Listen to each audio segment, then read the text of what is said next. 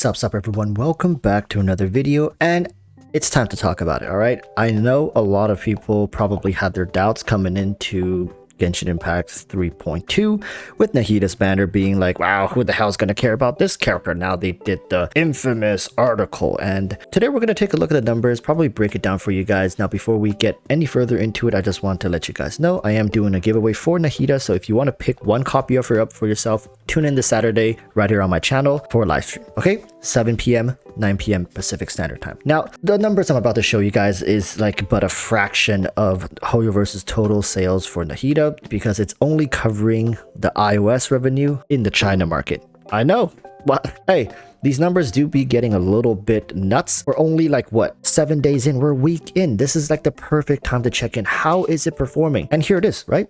Right on screen. This is how Nahida's banner is doing.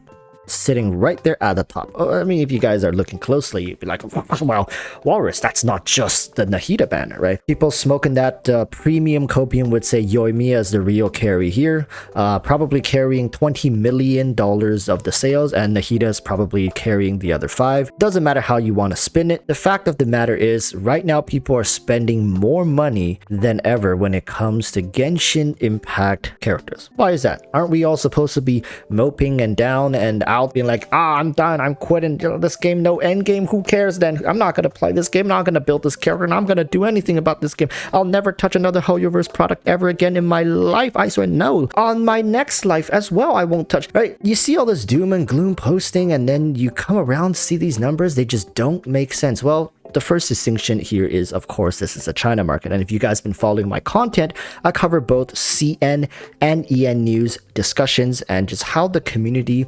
reacts to certain bits and pieces of information that we are being exposed to. And the consensus has always been in CN that, you know, Genshin is a casual game, right? Like, this was never a surprise to people from CN because, believe it or not, Genshin as a game was developed through Chinese players' market research. Their target demographic was researched in China.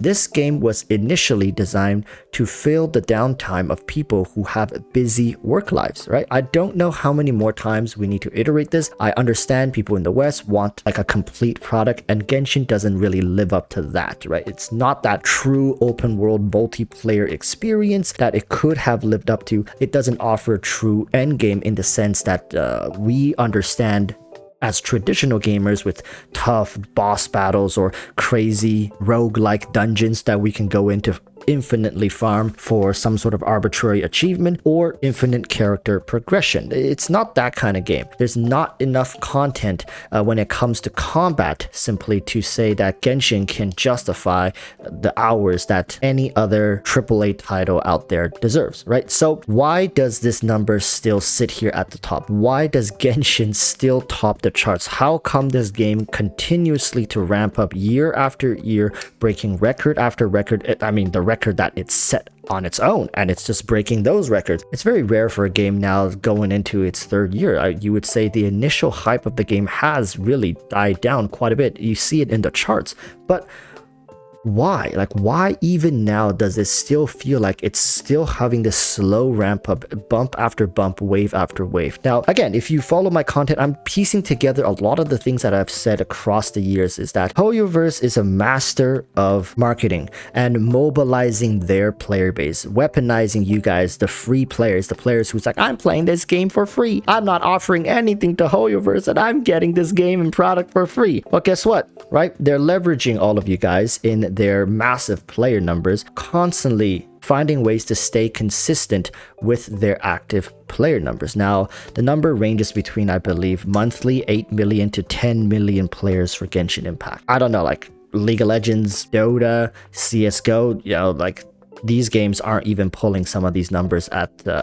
certain points in their career, let alone in their 3rd year. And if you guys have noticed, they've made one big change when it comes to Sumeru and entering Sumeru, actually, is that the restrictions to enter Sumeru has been very, very minimal. You can come in as a new player after a couple hours, couple days of playing, depending on how much you play. It's very quick. They don't gate the new content from the new players. And at this point, I think it's safe to say that EroticWalruss right, has all their attention on the new players. Now, you sitting there being bitter and upset saying, I'm never going to spend another dime on this game, that's completely fine. Did you spend a dime on the game? Yes? Okay then, right? That's better than probably 80% of the player base already, right? HoYoverse has gotten more out of you than they have from 80% of the player base, even if you just spent $1. Like if you bought the 99 cents package in the shop, that's good. That's more than what they wanted from you, right?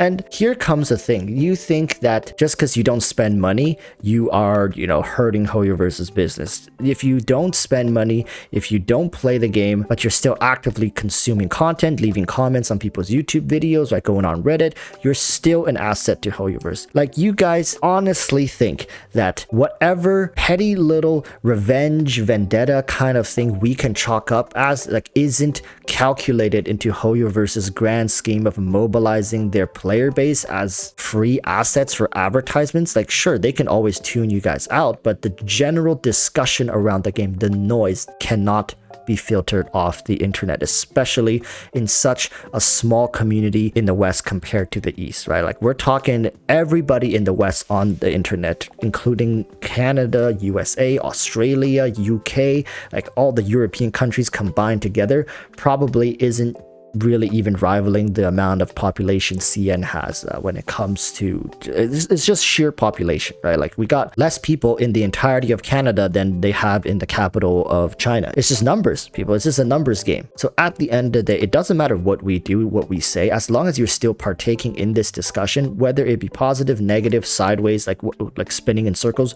nobody cares. At least certainly HoYoverse doesn't care. The numbers speak for themselves, people.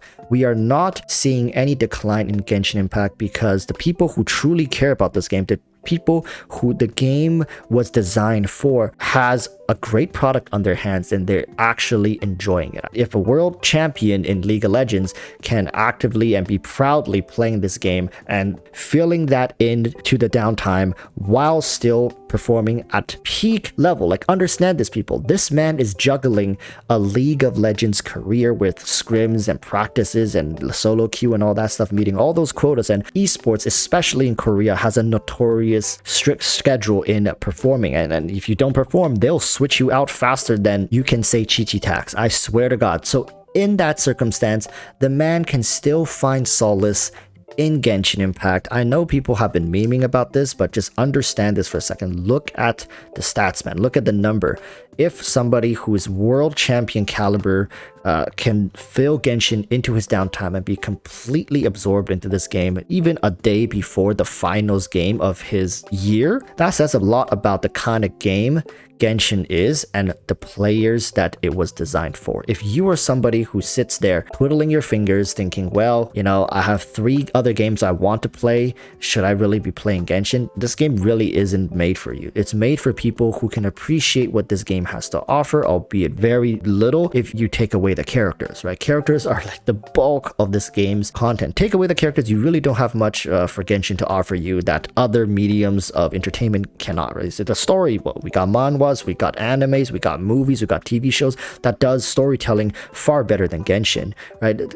It's only because the characters are here that the story matters, that the music matters, that the environment matters. All in all, expect Genshin to continue ramping up. HoYoverse is still going to leverage the new player base and getting them to spend the bulk of the money. I can guarantee you right now, looking at this chart, the vast amount of this is probably coming from people who started post patch 2.0.